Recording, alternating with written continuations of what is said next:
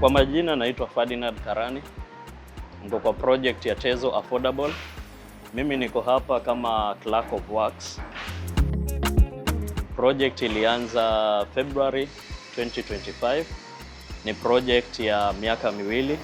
Tunatarajiwa kumalizika February 2027. Tuko na average ya wafanyikazi 500 kwa siku. Tuko na blocks 10. Tuko na blocks type A na type B. Tuko na units 955 units. Zile zimekuwa spread out in the 10 blocks. Na tuko na amenities zingine kama swimming pool. Tuko na ECD. Tuko na basketball pitch.